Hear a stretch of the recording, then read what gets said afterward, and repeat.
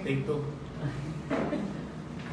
Good morning. Good morning, sir. Salamat po sa Diyos sa pagkakataong ito, sa panibagong buwan na pinagkaloob niya sa atin. At dahil sa tayo po ay may panibagong buwan, meron po tayong panibagong topic. Napakahalaga po ito. Nasabi po ng ibang mga mangangaral, ito po ay mahirap na pag-aralan, kaya bihira ang nag-aaral ng bahaging ito ng ating pong salita ng Diyos ng Biblia.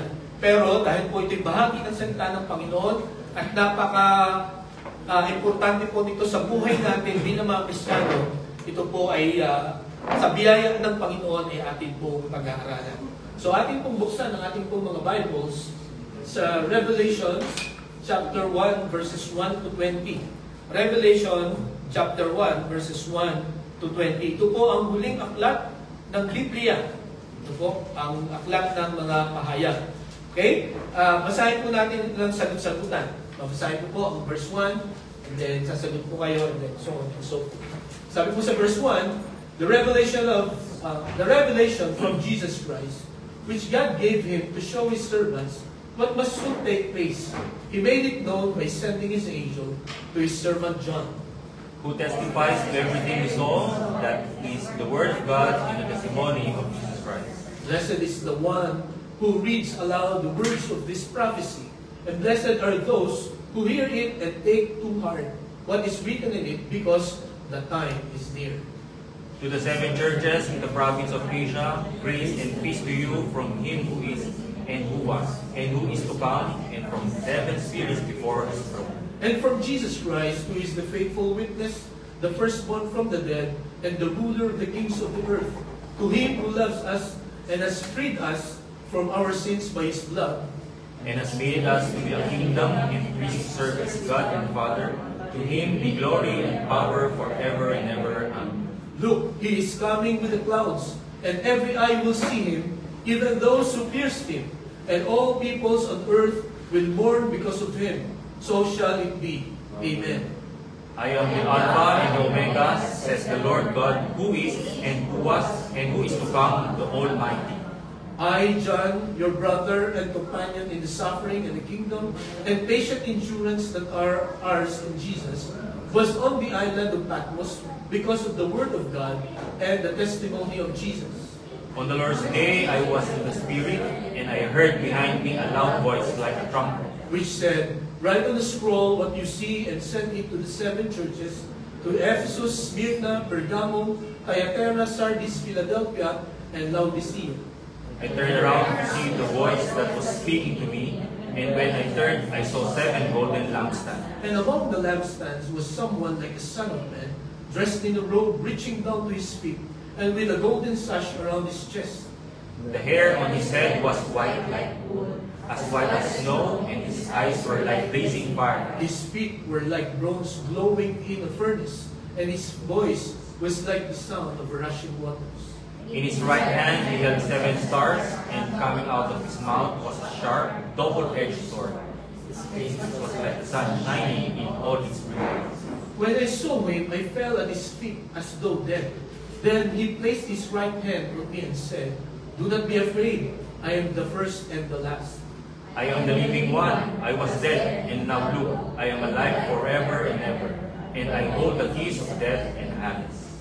Write therefore what you have seen, what is now and what will take place later. Together, the mystery of the 7 stars that you saw in my right hand, and of the 7 golden lampstands is this.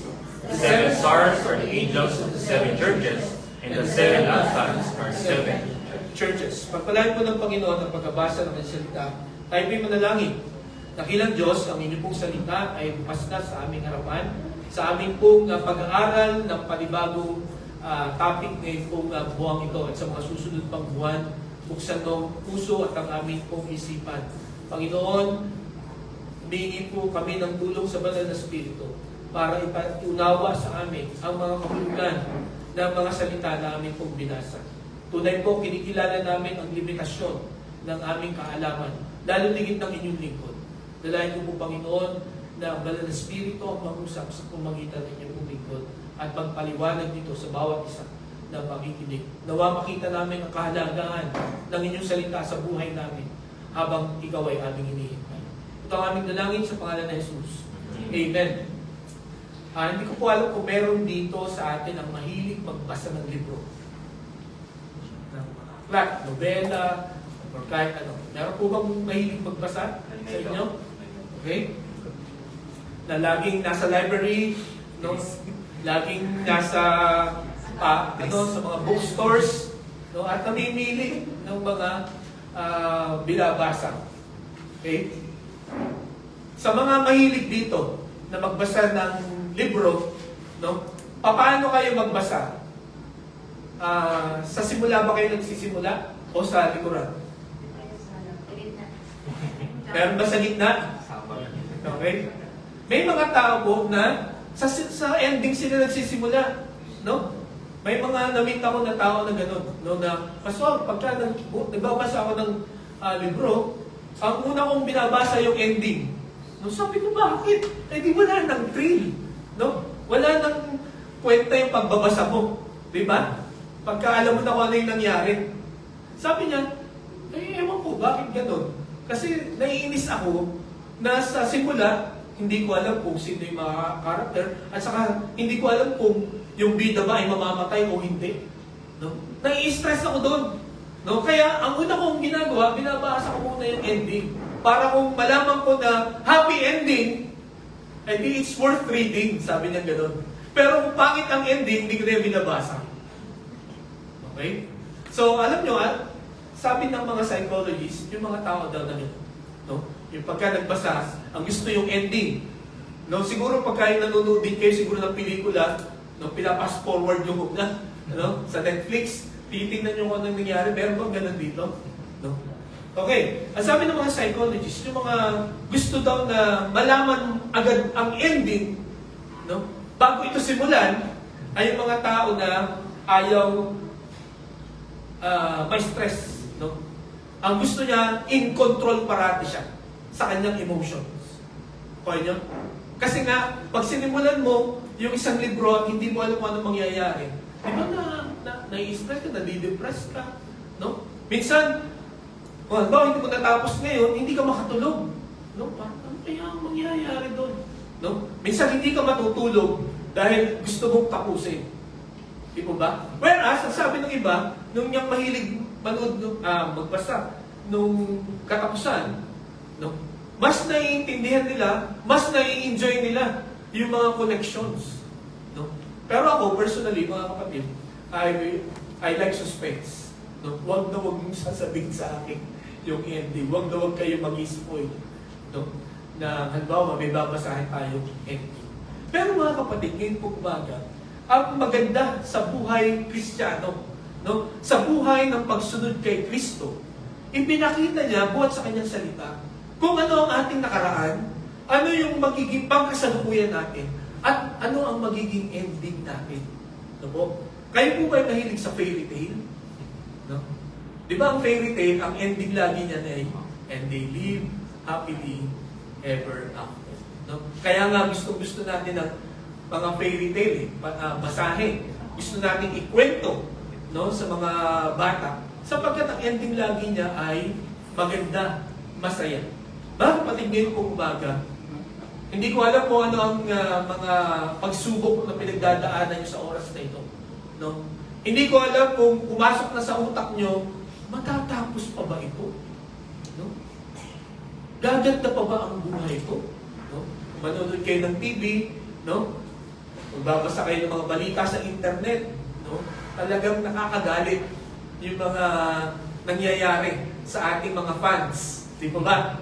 Talagang yung nagprotesta nung isang araw, no, ay talagang hinayaan na kasi parang feeling ng mga media, no, at ng mga officials ay dapat na ano, no.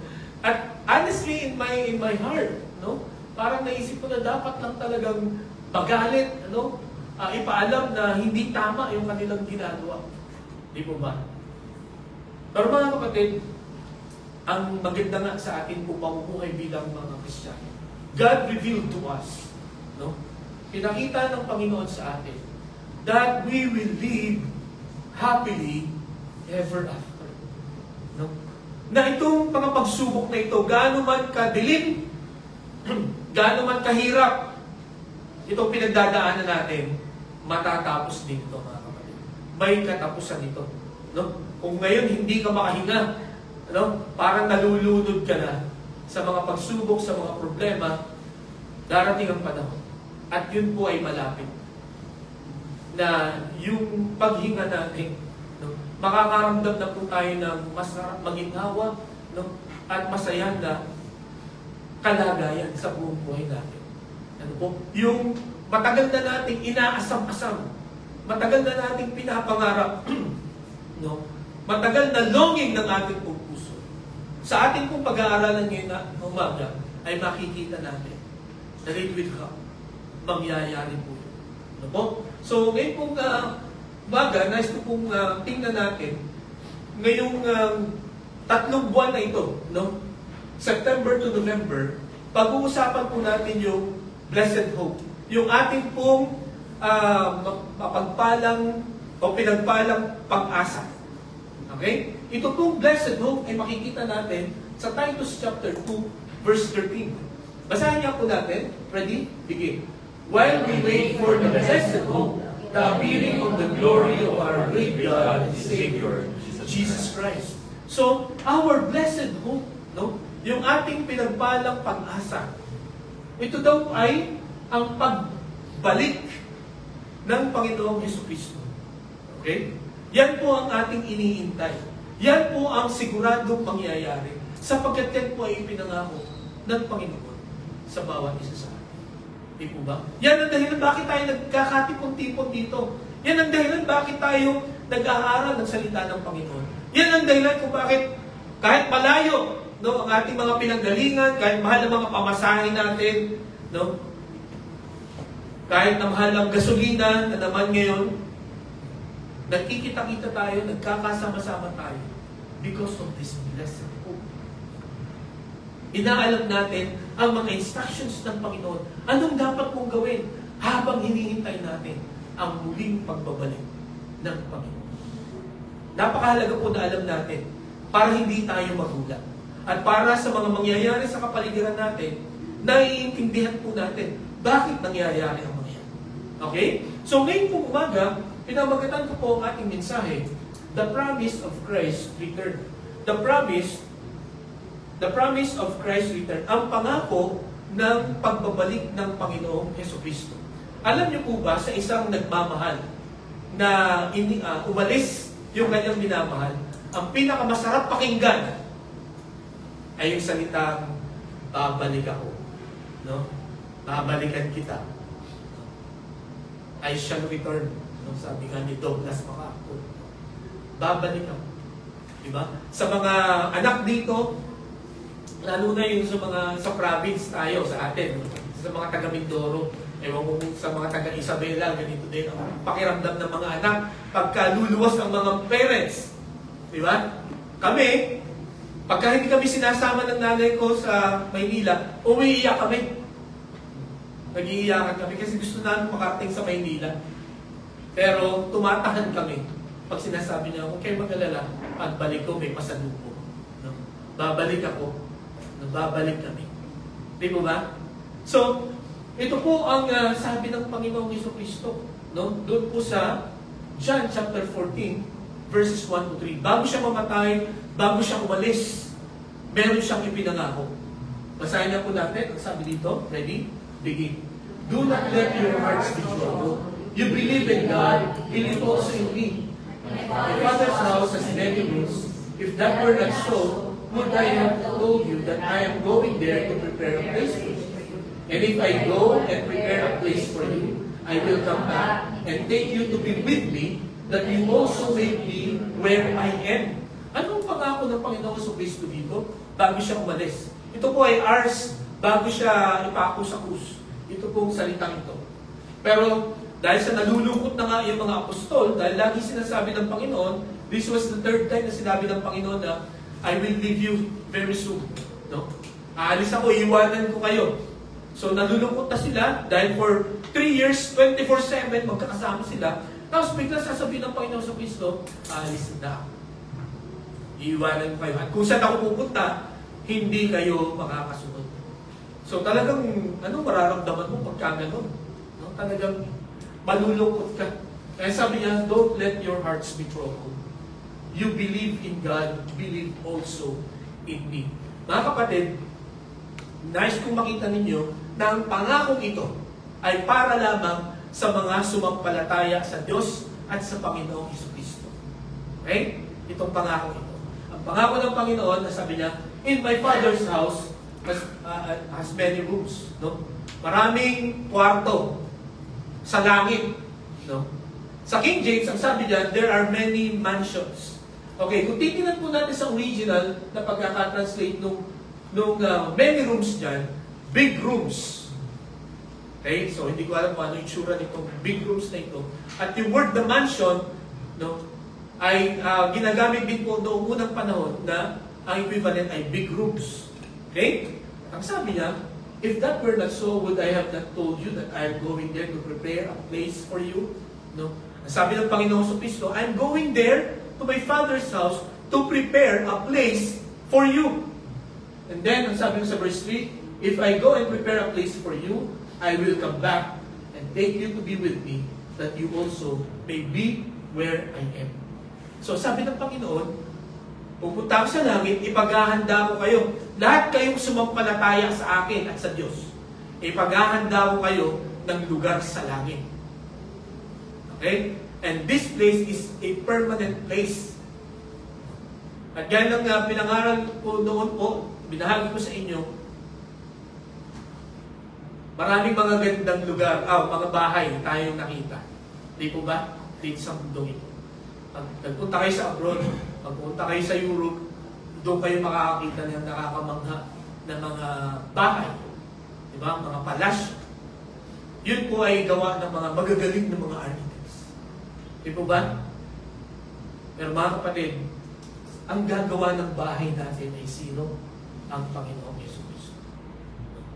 He is the source of all intelligence and wisdom. So hindi ko ma-imagine kung anong klaseng bahay ang meron ako. I can say that sapagkat sumampalataya ako sa Panginoon. I know ang Panginoon ay may inihanda ng tahanan sa akin doon sa langit. At ganoon din sa inyo. Kung sinampalatayan niyo si Jesus bilang sarili niyong tagapagligtas, you can claim this promise. No? May bahay na kayo sa langit. At kung sa umagang ito, hindi pa kayo sigurado kung sumampalataya na ba kayo sa Panginoon o hindi. No? Ang sigurado niya, hindi pa. Kasi ang isang tao na tumanggap sa Panginoon bilang sarili tagapagligtas niya, sigurado siya. Okay? Ang dapat natin gawin, no, isuko natin ang ating buhay. No? Aminin natin na tayo makasalanan, ihingi natin ng tawad ang ating mga kasalanan, tanggapin natin si Jesus bilang sarili natin tagapagligtas. Promise niya, sabi niya, I will prepare a place for you. At pag natapos na yun, no, kung yung huli na tao na inaasahan ng Panginoon na tatanggap sa Kanya, ay tumanggap na. Na i-prepare ko na yung bahay niya. Yung last person. Babalik ako, kukunin ko kayo. Para kung nasan ako, naandun din. That's the promise of the Lord Jesus sa bawat isa. Kaya mga kapatid, again, kung tinanggap niyo si Jesus bilang sariling tagapagligtas, huwag niyo masyadong hawakan yung mga ari-arihan niyo dito. No? Huwag kayo masyadong maging attached. Huwag kayo masyadong maging clingy. No? Because there is some great properties na nakahanda para sa atin sa langit. Hindi ito maki-question ng kahit sino man. Ito mga properties na ibibigay sa atin ng Panginoon. At ang maganda dito, sasama tayo ng Panginoon para kung nasan siya, naandun din tayo. Ano pong ibig sabihin nun? We will be with the Lord forever. Dito po sa lupa, yung babuhay ka ng 50 years dito sa lupa, talagang malaking ano na yun, blessing. Di po ba? Sapagkat maraming mga tao ang hindi na nakakaabot ng 50. Diba? Yung makabot ka ng 70, no? Talagang malaking pagpapala mo. Lalo na siguro kung makabot ka ng 100. Kaya lang, pagka umabot ka na ng 100, sa panahon natin ngayon, no? Bihira yung ayos pa yung pag-iisip. Di po ba? Bihira yung nakakalakad pa ng ayos. Pero mga kapatid, pag nakasama mo ang Panginoon, you will live forever. Ang malakas, hindi ka natatanda at hindi ka na mamamatay. That's His promise. So pinangako ng Panginoon na babalik siya. No? Para kunin tayo. Para dalhin tayo dun sa ating permanente na tahanan dun sa langit. At ang maganda dito, nag-iwan ang Panginoon ng mga tanda pag malapit na siyang dumating. Okay? Ang sabi dito sa Matthew chapter 24 verses 4 to 8, ang sabi yan, Jesus answered, "Watch out that no one deceives you, for many will come in my name claiming I am the Messiah and will deceive many." Okay? Ang unang tanda na malapit nang bumalik ang Panginoon, maraming magpapanggap na sila ang Mesiyas, na sila ang Kristo, na sila ang tagapagligtas. At I'm sure marami na kayong naririnig yan. Hindi po ba? Hindi lamang dito sa Pilipinas, kundi sa buong mundo. Ay, may marami pong mga nag-claim that they are the Christ. No? Huwag po tayong maniniwala doon. At huwag tayong matatakot o magugulat. Sapagkat yan po ay nakalagay sa Biblia. Pagka naririnig na natin yan, napapanood na natin sa TV, na maraming nag-claim na sila ang tagapagligtas. Ang ibig sabihin, malapit nang dumating ang Panginoon. Okay? Hindi ibig sabihin na, dapat siguro itong sampalatayanan ko. No? Kasi mukhang convincing ito. Ang galing magsalita. Huwag po kayo magpapadaya. Although, ang sabi dito, maraming madadaya. Sabi niya, will deceive many. Sana hindi po isa sa atin dito ang madadaya. Ang makukonvince na dumating na ang tagapagligtas. Sapagkat ang sabi po ng talatang ito, pag may mga tao na nag-claim that they are the Christ, deception po yun. Okay? Yun ay tanda na malapit na dumating ito. Ano pa sunod? You will hear of wars and rumors of wars. No? Makakapakinig ka ng gera at mga yung rumors of war? Mga balita, no? Ng labanan. Yan po ba ay naririnig na natin? Di ba? Sa Indonesia, napanood niyo po siguro yung kaguluhan doon. I hope maayos po nila. And I hope hindi yun mangyari dito sa atin, sa ating pong bansa. Pero, ito pong anong tawag dito? Ano ba ito ginagawa ng pambubuli ng China sa atin? No? Alam niyo po ba, pagka may nasaktan lang sa atin, o may namatay kahit isa, hindi natin alam kung anong pwedeng mangyari. Kasi maraming nakasupport sa atin. Di ba? Ang US, no? Ang Australia, ang France, ang iba pang mga bansa, nakasupport po sa atin. So, hindi natin alam kung ano mangyayari. No? Baka mag-World War III kung sakali. Hindi natin alam. No? Huwag naman sana. But, ang sabi dito, you will hear of wars and rumors of wars. Alam niyo po, kung titingnan niyo statistics, mas maraming mga gera ngayon kaysa 20 years ago. Kaysa 30 years ago. No? Parami ng parami ang mga naglalabanan. Na mga hindi mo ina-expect. No? Katulad ng Russia at saka ng Ukraine. No? Hindi mo akalain na meron pala silang matinding hibwa. Hindi po ba? Bigla na lang. So makikita po natin, no, na yung pangalawang tanda na malapit na dumating ang Panginoon. And then nasabi pa dito sa verse 7, nation will rise against nation and kingdom against kingdom. There will be famines and earthquakes in various places. Balitaan niyo ba yung earthquake sa Afghanistan? Okay, isang araw, malala yun. Hindi po ba? Sabihin ko po sa inyo, marami pa tayo mababalitaan. No? At salamat sa Diyos sapagkat patuloy na pinoprotektahan niya ang Metro Manila. Kasi talagang pinaghahandaan natin na sana wag nang dumating yung tinatawag nilang The One. No? Sapagkat napakatindi nun nung lindol na yun. No? Intensity 8 siguro mangyayari. Or kahit nga intensity 7 mangyayari din sa Metro Manila. Maraming mawawasak na mga gusali, establishments, at maraming mamamatay na mga tao.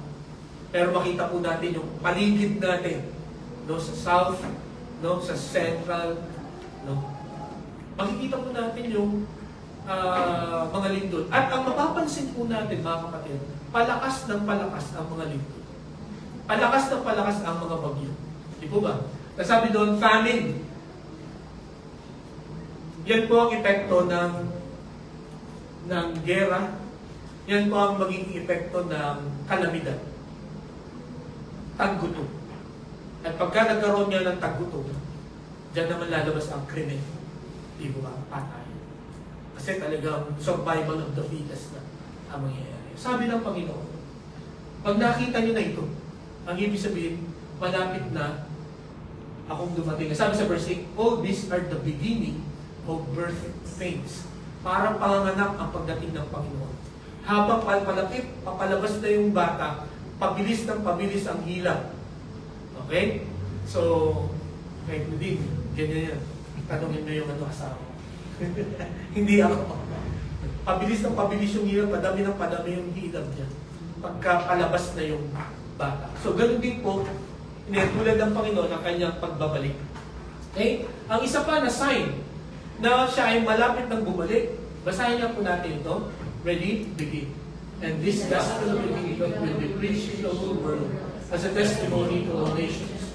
And then the end will come. This gospel of the kingdom will be preached in the whole world. No? Ang mabuting balita, ang balita ng kaligtasan, ito po ay ipapangaral sa buong mundo. Okay? Lahat ng tao ay kailangan makarinig nito. Then, pag nakarinig na ang lahat ng mga tao, nasabi diyan, and then, the end will come. Nung pandemic, ito po ay lagi kong sinasabi. Dito nakita natin yung kapangyarihan ng social media. Di po ba? Nung pandemic, na pwede mo palang ma-reach out yung mga hindi mo madalas nakikita through internet. Di ba? Lumakas ang kapangyarihan ng internet. Kaya nga sabi ng isang pastor na ka-Zoom meeting ko, ay mas gusto ko ito ngayon. No? Hindi mo na kailangan malis sa bahay. Hindi mo na kailangan maligo. Hindi mo na kailangan mamasahe. No? Basta magandang signal, no? Ayos ang usapan. At ang sabi pa ng isang pastor, yung mga tao sa church na hindi ko nakakausap, hindi ko nakakatabi, katabi ko sa sa computer, katabi kami ng mukha.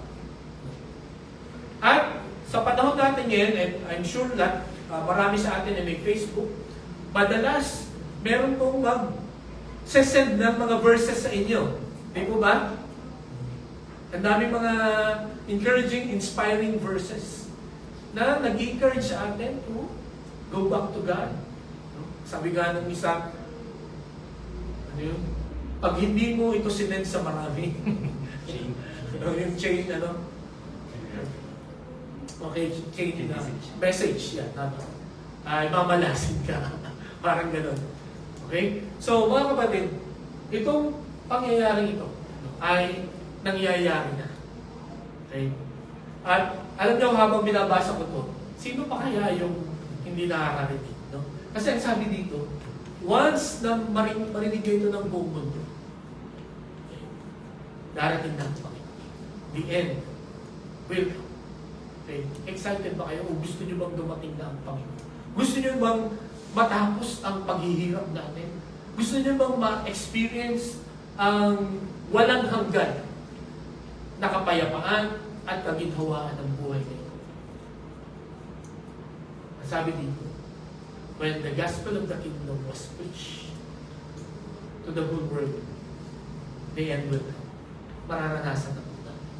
Kaya, tayo po ay nag-aral ng evangelism para makakontribute po tayo. Malay nyo, yung office mate nyo pala ang huli na dapat makakilala. Yung parents ninyo, yung kapatid ninyo pala, yung kabarkada nyo, yung kapitbahay ninyo, yung kaibigan ninyo, yung kaaway ninyo, yun pala ang kailangan makarinig para mangyari ng lahat ng mga. Okay? So, ang Panginoon, siya po ay nangako na siya po ay mabalik. May tatlong mahalaga na katotohanan po tayo makikita. Dito po sa Revelation chapter 1 verses 1 to 20. Ang una, the introduction. Makikita po natin dito na may mga inintroduce si John na dapat nating sundan, tingnan sa pag-aaral po natin ng Book of Revelation. Ang una na inintroduce sa aklat nito ay ang author. Ang pinanggalingan, not necessarily sumulat, but ang pinanggalingan ng mga salitang ito. Okay? Ang sabi po dito sa Revelation chapter 1, the revelation from Jesus Christ. So the author of this revelation is the Lord Jesus Christ. Okay? Sabi niyan, from Jesus Christ. Hindi ito nanggaling kay Pastor Eleno. Okay? Hindi ito nanggaling kung kanino mang pastor. Hindi ito nanggaling sa kahit anumang grupo. No? Hindi ito galing sa Christian Gospel Baptist Church Satellite. Okay? Or kahit anumang ideology. Itong revelation na ito. Ito po ay galing sa Panginoong Jesucristo. Okay? Ang sabi dito, yung word po na revelation, yan po ay galing sa Greek word na apocalypsis. No? From the Greek apocalypsis, na ang transliteration yan ay apocalypse. At sa mga nanonood dito ng movie, may movie na title ay Apocalypse. No?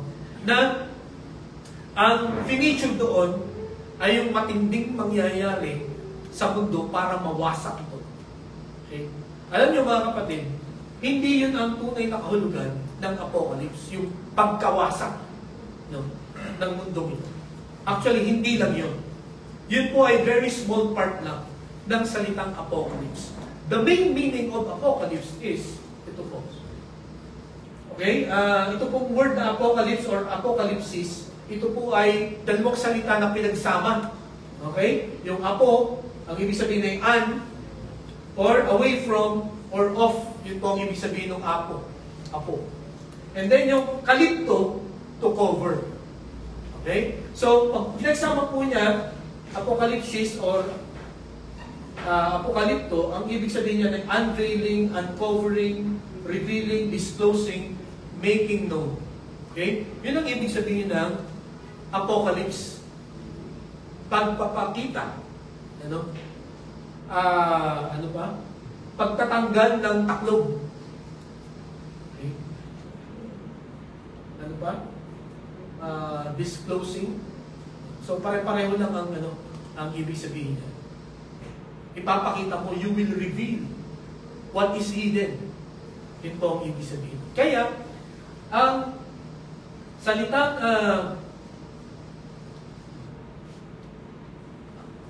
Apocalypse, ito po ang tunay na kahulugan, revelation from the Lord Jesus Christ. Hindi lang ito pagkawasak, kundi ang ibig sabihin po ng Apocalypse ay revelation from the Lord Jesus Christ and about the Lord Jesus Christ. Nakuha niyo po?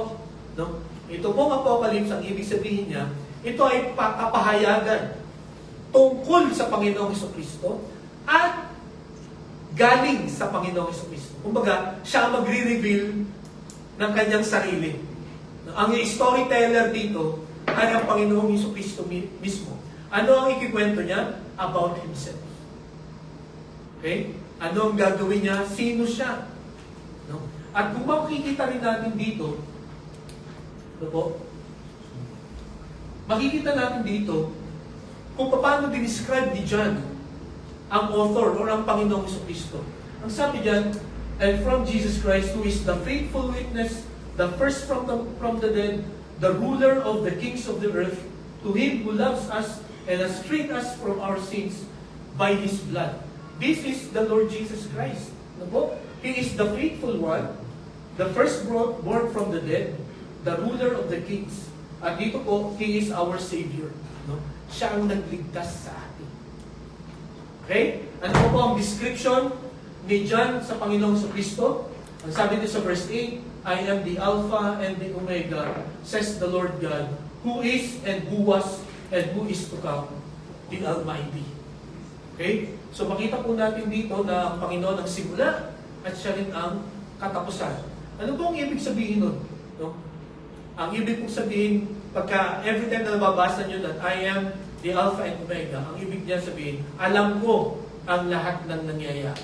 Ako nagpasimula nito, ako ang tatapos nito. So you have to trust me. Yun po ang kanyang mensahe sa bawat isa na makakabasa nito. Pagka naguguluhan kayo sa mundong ito, ano ba nangyayari sa mundong ito? O ano ba nangyayari sa buhay ko? Ano ba nangyayari sa family ko? You go to the Lord. Because He is the Alpha and the Omega. Siya nagpasimula. At siya rin ang katapusan ng buhay niya. Okay? And He is, sabi niya, the Almighty. Pinakamakapangyarihan sa lahat. And then, nasabi pa din sa verse 13, Son of Man dressed in a robe, reaching down to His feet, and with a golden sash around His chest.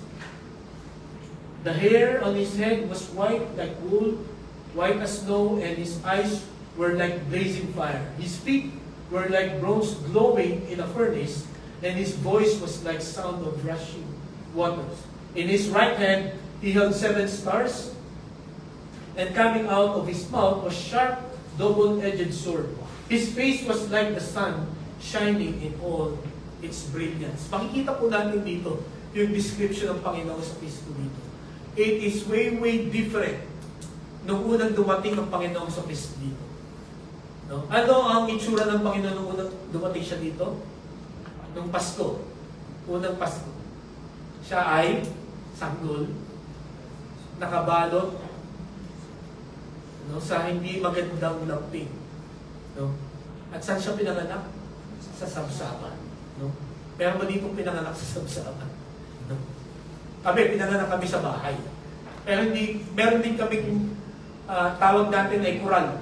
Meron kaming kural. Pero hindi kami dinala ng parents ko doon. No? At siguro kung meron dito na doon pinanganak, siguro ikakahiya natin. At magagalit tayo sa mga parents natin. But the Lord Jesus Christ, when He came, no, He is the Lord of Lords, no? Lords, He is the King of Kings. Nung una siyang dumating, doon siya nilagay, doon siya pinanganak. So may dahilan ng Panginoon kung bakit ganun na nangyari. Pero sa kanyang muling pagbabalik, ito ang itsura. No? He is the ruler of all kings.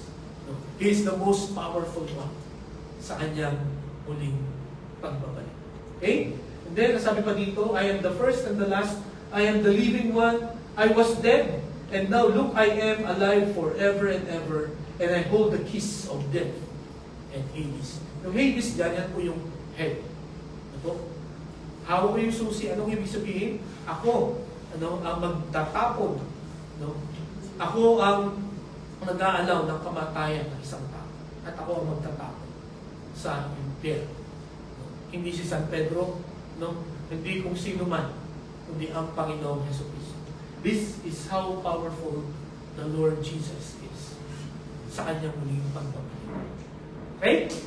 So, nakita po natin yung author ng Book of Revelation, it is the Lord Jesus Christ. No other than the Lord Jesus Christ. Kaya mga kapatid, ang gusto ko po makita natin, matutunan natin ngayong umaga, hindi po tayo maliligaw ng landas, hindi po tayo magkakamali sa ating po pag-aaral ng salita ng Panginoon. Because this is coming from the Lord Jesus Christ. Kung ito po ay galing lang sa akin, or galing lang sa kung kanino mang tao, ay huwag na po kayo magkasaya ng panahon. No? Pupunta na lang kayo sa mall. kayo ay mamasyal na lang doon, mas maganda pa ang makikita nyo. Dahil ito'y salita lang ng tao. Pero, mga kapatid ngayong umaga, the author of this book is no other than the Lord Jesus Christ, our Savior, the King of Kings, and the Lord of Lords. Kaya, mas maganda ang dapat natin gawin, umupo tayo, manahimik tayo, at makinig tayo. At ito po ang gusto kong ipanalangin natin, mga kapatid. For the next 11 Sundays, sapagkat, ibig sabihin tapos na itong week na ito. But for the next 11 Sundays, pag-pray po natin, mga kapatid, na tayo po ay malalakas. Hindi tayo magkakasakit. Pag-pray po natin na sana walang iba tayong maging commitment, no, sa ating pong pag-aaral nito, the Book of Revelation. No, sapagkat, mga kapatid, I'm sure, marami pong ituturo sa atin. Our lives will change. No? The way we think of yung mga kaguluhan sa mundong ito will change. No? Dahil nakasulat pong lahat yan dito sa salita ng Panginoon. Dito po sa Book of Revelation. No? Hindi tayo basta-basta matataranta. Hindi tayo basta-basta matatako. Sapagkat nakalagay sa Biblia ang mangyayari bago dumating ang Panginoon Hesus Kristo. So that is the author of the Book of Revelation. Next, the angels. Nasabi dito, the revelation from Jesus Christ, which God gave him to show His servants what must soon take place, He made it known by sending His angel to His servant John. Okay? So may messenger ang Panginoon kay John. At yun ay isang anghel. Okay? Alam niyo po ba, nakalagay po sa salita ng Panginoon, ano ba ang function ng mga angels? Bakit may mga angels? No? Ang sabi pa din sa verse 20, the 7 stars are the angels of the 7 churches. Okay? So meron tayo dito mapapag-aralan ng 7 mga simbahan, na bawat simbahan na yun, merong bantay na isang anghel. Okay? Pero ito po ang nakalagay pa sa Hebrews chapter 1 verse 14. Basahin po natin about angels. Ready? Start. Are not angels ministering spirits sent to serve those who will inherit salvation? So ano pong sinasabi ng aklat na ito, ng reference na ito about the angels? Sabi niya, are not all angels, imagine na all angels, ministering spirits sent to serve those who will inherit salvation? Who will inherit salvation? Human beings. Diba? Ang maliligtas lang, sa tiyak na kapahamakan, ay ang mga tao. Paano tayo magkakaroon ng salvation? Pag tinanggap natin si Jesus bilang sarili natin tagapagligtas, ang promise ng Panginoon, you will be saved. Maliligtas ka sa tiyak na kapahamakan dun sa impyerno. At ang sabi diyan, the Lord will send you an angel to minister to you. So alam niyo ba, mga kapatid, ngayon pong umaga, ang bawat isa sa atin, lahat ng tumanggap sa Panginoon dito, ay may naka-assign na anghel to help us, to minister to us. Pero tandaan niyo ito, mga kapatid, bagamat meron tayong exclusive angel or personal angel, hindi tayo dapat mag-pray sa kanila. Hindi pwede yung, magdadrive ka, guardian angel, tulungan mo naman ako sa pagdadrive ko, sana makarating ako ng safe. Hindi po. No? Kasi, ganito po ang sabi na nangyari sa Revelation chapter 22, verses 8 and 9. No po? Sabi dito, I, John, am the one who heard and saw these things. And when I heard and seen them, I fell down to worship at the feet of the angel who had been showing them to me. Ano sabi ng angel? But he said to me, don't do that. I am a fellow servant with you and with your fellow prophets and with all who keep the words of the scroll. Worship God. Okay? So ano po ang ibig kong sabihin nito? Ang mga anghel ay mga lingkod din katulad natin. In fact, itong mga angels na ito, they were created and sent by God to minister to us. To help us sa mga difficult situation ng buhay po natin. Okay? Pero again, ang command nila or ang trabaho nila ay galing directly sa Diyos. So kung halimbawa sabihin mo sa angel na protektahan mo naman ako, no? Or ganito man ang gawin mo sa akin, hindi yan susunod sa iyo. Bakit? Sapagkat ang utos ay nanggagaling directly sa Panginoon. Kaya, kung tayo hihingi ng protection, no? Kung hihingi tayo ng guidance, we go directly to God. Nakuha niyo po ako, nasundan niyo ako. Okay? Kasi kung laging sa angel, kung gagawin ng Panginoon sa inyo, mag-usap na lang kayo ng anghel mo, ganito mangyayari. No? Si John, dahil merong nag-guide sa kanya to see everything, anong ginawa niya? He fell down to worship at the feet of the angel. Sinamba niya yung anghel. Pero ano sabi ng anghel? Huwag mong gawin yan. No? At kung mapapansin nyo, exclamation point yun. No? Hindi siya statement, kundi talaga with emotion. Huwag mong gagawin yan. Hindi niya sabing, huwag mong gawin yan. Hindi gano'n. Huwag mong gagawin yan. Huwag kang sasamba sa anghel. No? Ang dapat mo lang sambahin ay ang Diyos. Okay? So, I hope magkaroon tayo ng panibagong pananaw sa mga angels na mga anghel po, no, ay pinadala ng Panginoon to minister to us. At ang isa pa po sa makikita po natin about angels, dito po sa Book of Revelations, ay napakalaki ng bahagi ng mga anghel.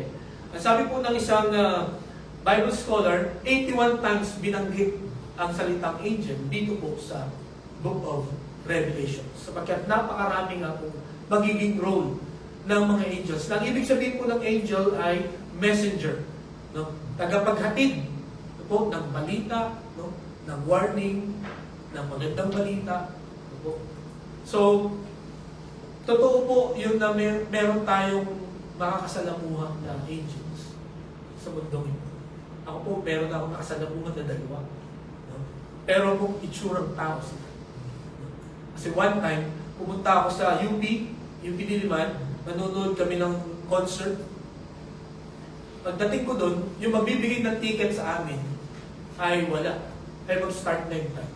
Naalala ko, nag-pray ako. Sabi ko, Lord, magpadala ka nga ng angel na magbibigay ng ticket sa amin. Alam niyo, pagmulat ko, may isang lalaki, nakaputi siya, nakapolo na puti, nakapantalo na puti. Sabi niya, Sir, saan kayo pupunta? Sabi ko, nanonood po ako ng concert. Iniintay ko po dito yung magbibigay ng ticket sa amin. Ito yung ticket. Kinilabutan talaga ako nun. No? Tapos, nawala na siya. Hindi ko alam kung saan na siya nagpunta. Kasi masyado akong kumbaga nataranta ako kasi, anong tawag dito? Malilate na ako sa concert. So, nagmamadali ako. Tapos bigla ako naalala, teka, nakapag-thank you ba ako sa interview? So, nung hinahanap ko siya, nawala. So, basta naalala ko, nag-pray ako, Lord, send an angel, at yun nga, nakita ko dito. So, naniniwala ako na angel yun. No? And they are sent to minister to our needs. Okay? So, ito po, makita po natin yung pangalawa na ini-introduce sa aklat na ito, angels. Okay? And then ang pangatlo, the Apostle John. No? Si Apostol Juan. Sino ba ito si Apostol Juan? Sabi niya, I, John, your brother and companion in the suffering and the kingdom and patient endurance that are ours in Jesus, was on the island of Patmos. Okay? So, ito po si John, ito po ang apostol ng Panginoong Jesucristo. Okay? At dito po si Apostle John, siya po ay 90 years old na. Okay?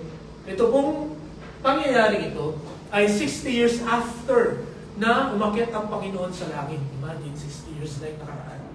At dahil po sa tindi ng persecution noong pong panahon ito, no, sabi nga ni John dito, your brother and companion in the suffering and kingdom and patient endurance that ours in Jesus. So dito po ay na-experience ng mga mananampalataya, ng mga sumusunod sa Panginoon, ang pag-uusig. No? Ang mga tao noon, kung hindi ang mga tao sumusunod sa Panginoong Kristo, kung hindi sila kinukulong, pinapatay sila. Okay? At ito pong aklat ng Revelation ay sinulat para sa mga inuusig na mga sumusunod sa Panginoong Kristo. Okay? At ito po ay, hindi po, kasama po si John. Bakit po siya nasa island of Patmos? By the way, ang island of Patmos ay, ito po. Ito pong malaking mapang yan. Malaking, yung lupang yan. Yan po ang Turkey sa panahon ngayon. Yan ang Turkey. Okay, modern Turkey. Ang tawag dyan noon ay Asia Minor.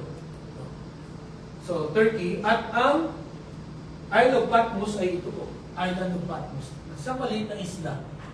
Na, dyan po itinapon itong si John. No, dahil nga sa tindi ng persecution, dahil si John ay isa sa mga haligi, no, ng iglesia, itinapon siya dito, ikinulong siya dyan. Okay? Sa island of Patmos. Pero, ang salamat sa Panginoon, sa kabila na siya ay kinulong, sa kabila na napakatinding pag-uusig, ginamit ng Panginoon yung kanyang sitwasyon, yung kanyang pananatili dito sa Isle of Patmos, para i-reveal sa kanya ang pinakamahalagang aklat na makikita natin sa Biblia, ang Revelation. No? Kaya ang nakita ko po dito mga kapatid, kahit na matindi pinagdadaanan natin ngayon, no? Sana hindi natin maisip na nakalimutan na yata ako ni Lord. No? Meron po akong Bible study at napakatindi ng pagsubok na pinagdadaanan. Ang sabi niya sa akin, nakikita pa ba ako ni Lord? Bakit sunod-sunod yata yung pagsubok namin? May sakit ako, tapos biglang yung anak ko, nagkasakit din. Diba? At pag ikaw ay dumadaan sa ganung sitwasyon, sa ganung kondisyon, diba naiisip ko rin yun? Pray ako ng pray. No? Lord, pagalingin mo naman ako. No? Lord, sana ma-provide yung mga needs ko. No?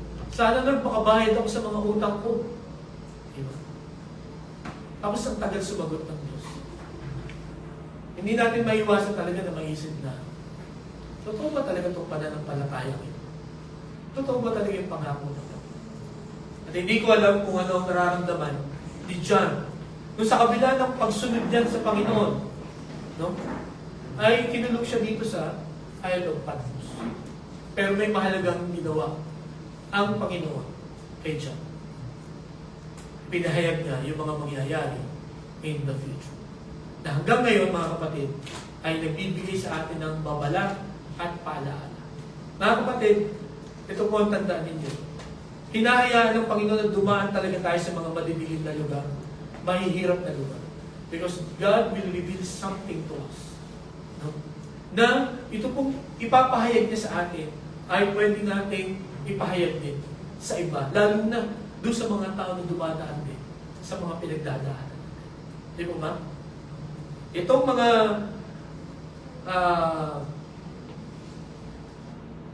pinagdalhan itong sulat na ito ay dumadaan sa napakatinding pagsulat.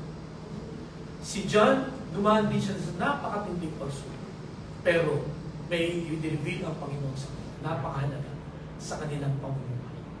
Ganun din po tayo mga kapatid. The Lord will reveal something to us na magiging mahalaga sa pamumuhay po natin. Okay? Intayin lang po natin, no? Mag-concentrate lang tayo. Ano ba sinasabi ng Panginoon sa atin? Sa halip na tayo magreklamo, ang ating itanong sa Panginoon ay, Lord, ano ang purpose? No? Bakit mo ako inalaw na dumaan dito? Okay po? So, yan po ang makikita po natin about the Apostle John. Okay? And then, ang panghuli, the addressee. No? Kanino ito sinulat? No? Bakit sinulat itong aklat na ito? Para kanino? Okay? So, dito po, makikita natin to the 7 churches in the province of Asia. No? Sa 7 iglesia sa probinsya ng Asia. Okay? Sabi niyan, ano yung 7 churches na yun? Ephesus, Smyrna, Pergamo, Thyatira, Sardis, Philadelphia, and Laodicea. So ito po yung 7 iglesia noon. Okay, yan po. So, yung Asia Minor, yan po yung Turkey ngayon. So, ito po yung Greece. Okay, so nakita niyo yung pito na dati, no? Pergamo, Thyatira, Sardis, Smyrna, Philadelphia, Ephesus, Laodicea. Okay, tapos nakita niyo yung Patmos, nandun po si Apostle John. Sino itong pitong simbahan na ito? According po sa mga Bible scholars, ito po yung pitong simbahan na pinapamahalaan ni John. Okay? Siya po ang nag-maintain ng mga simbahan ito. Kung kaya, ito daw po ay ang mga sulat na ito ay directed to them. Now, bakit pito? Okay, mayroon na naman tayong numbers. Ano? Last time, bakit 10? No? Ngayon, bakit pito? So, makikita po natin, ang 7 daw ay ang perfect number. No? So, bakit 7 churches? Sapagkat ang ayon po sa mga Bible scholars, these 7 churches, no? Ito daw po ang perfect number ng churches during that time na mag-spread ng gospel sa buong mundo. No? Because of these 7 churches, ito ang magkakalat. No? Because of these 7 churches, nakaabot po sa atin ang magandang balita. Okay po? Yun po ang ayon sa mga Bible scholars, at yun daw ang dahilan kung bakit 7 churches. At dito po sa Book of Revelation, marami tayong madadaanan na pitong-pito. Okay? At makikita po natin doon na ang kahulugan. No? Maging ito pong pitong simbahan na ito, ano ba ang characteristics ng mga ito, yan po pag-aaralan natin next week. Okay? Bakit sila ang nakasulat dyan? Okay? So ito pong Book of Revelation ay directly kaya po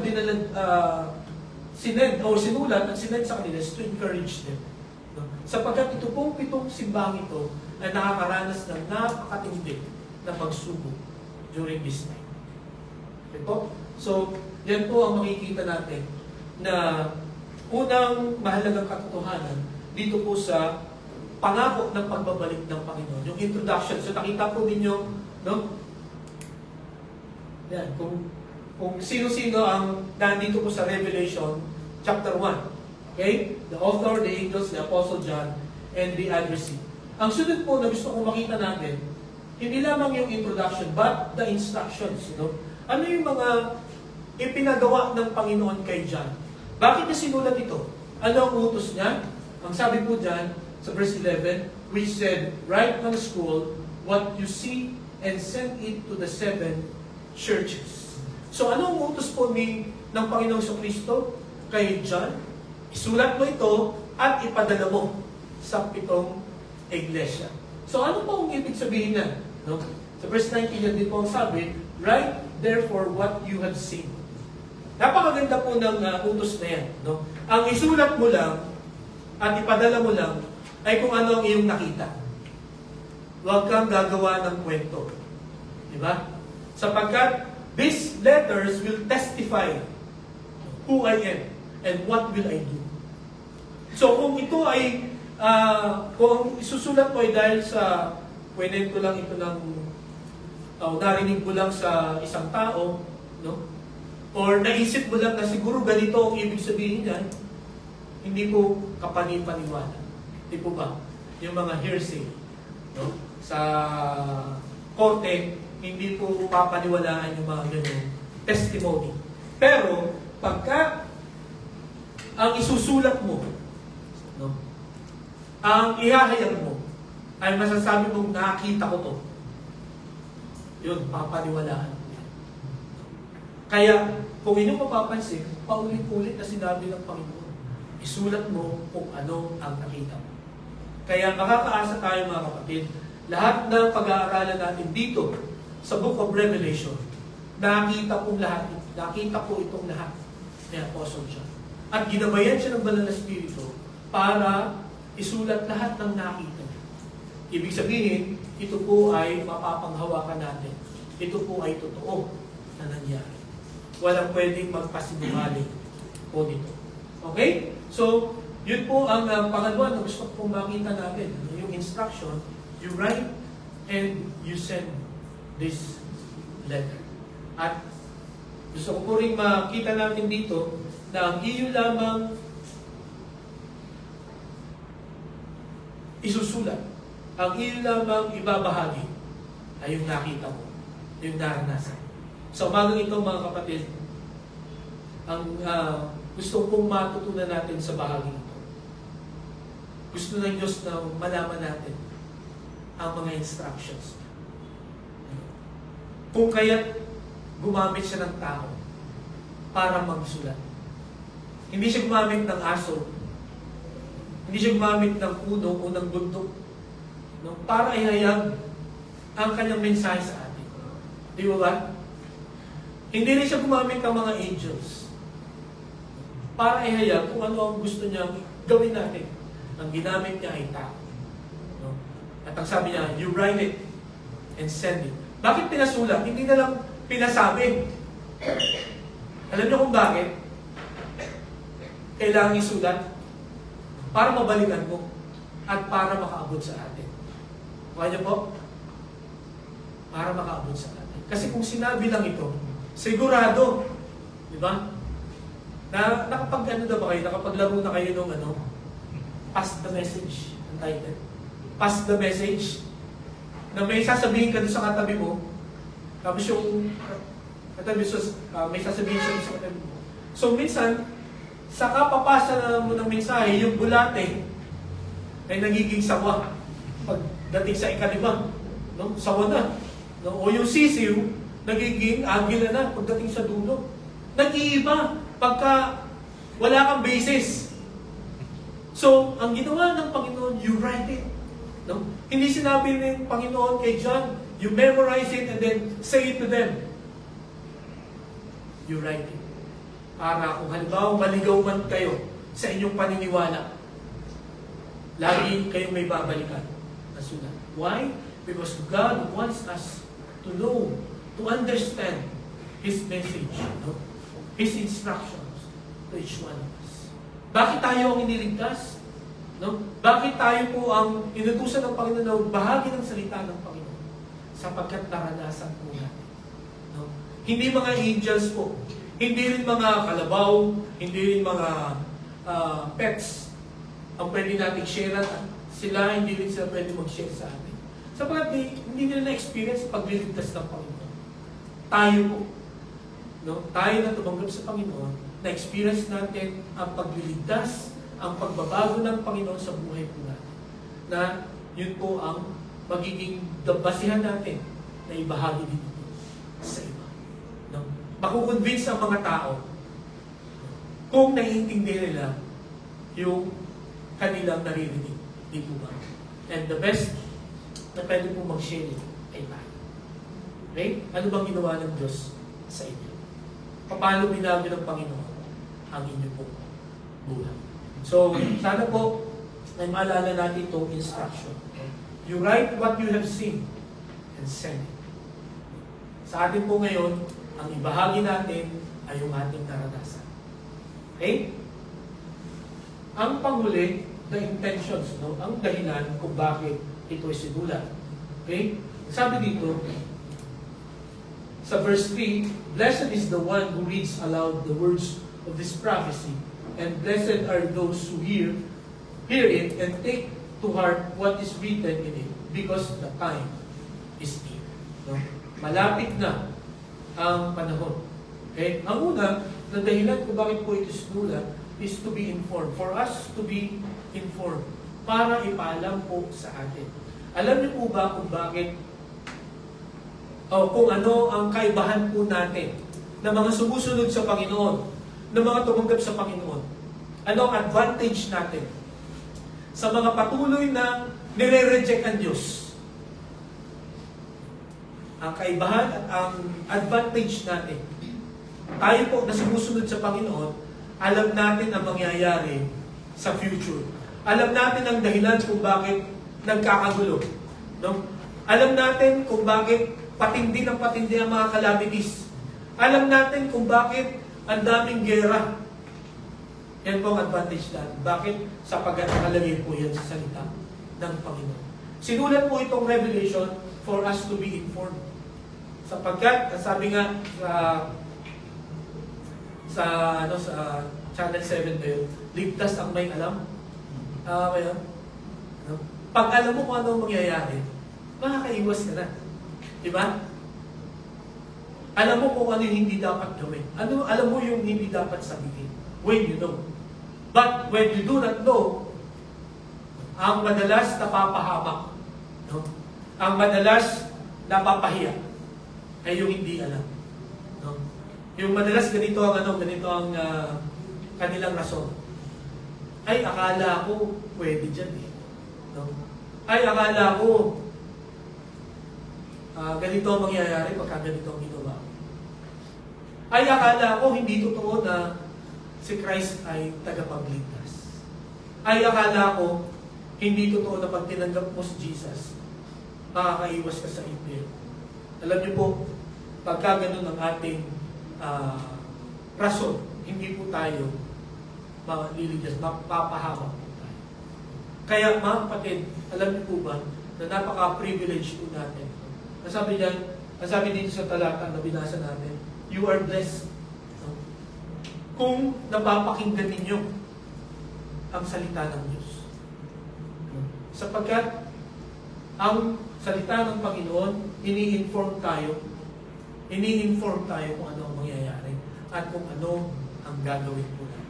Hindi lang po tayo ini-inform, but ini-inspire din po tayo. No? Sabi diyan, blessed is the one who reads aloud the words of this prophecy, and blessed are those who hear it and take to the heart what is written in it.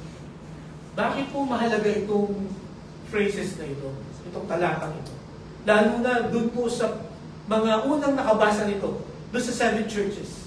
Sapagkat nung unang panahon, nakakaranas nga po sila ng matinding pagsubok. At marahil ang ilan doon ay nagdududa na sa kanilang pananampalataya. Marahil ang iba doon ay gusto nang tumigil na sumunod sa Panginoon. Okay.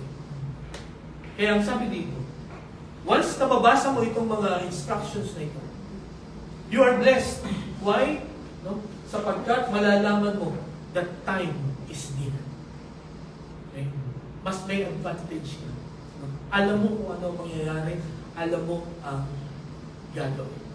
Kaya mga kapatid, ang gustong sabihin dito ni John, no, at ng Panginoon, magpatuloy tayo sa kabila ng matinding pagsubok na nararanasan at mararanasan pa natin. Nawa, huwag tayo mag-alinlangan sa ating Panginoon. Paghawakan natin ang pangako na siya ay muling magbabalik ng Kanya. At yun po ang gustong ituro ng Panginoon sa bawat isa sa atin. Sa umagang ito, again, kung obserbahan natin ang nangyayari sa ating kapaligiran, nakakalungkot bang sabihin ito? But I want to tell this. Hindi na po mag-i-improve ang ating kapaligiran. Sapagkat ang nakalagay dito sa ating salita, dadami pa yung mga mandaraya. No? Dadami pa yung wars and rumors of wars, yung famine, and yung mga calamities. May experience po natin. But the good news is, kaya nangyayari ito mga ito, sapagkat malapit na dumating ang Panginoon. Itong paghihirap natin ito, no? Itong kawalan ng hustisya, no? Na nararanasan po natin kahit sa lugar, matatapos na. Sapagkat pagdating ng Panginoon, no? Sa pagmuling pagbabalik ng Panginoon, kukunin niya tayo, tatanggalin niya tayo sa masamang mundong ito at aayusin niya. No? Ang isa po na makikita natin dito, paparusahan ng Panginoon yung mga tao na gumagawa at patuloy na gumagawa ng kasamaan. Ito na ang panahon ng sabi nga ni FPJ, no?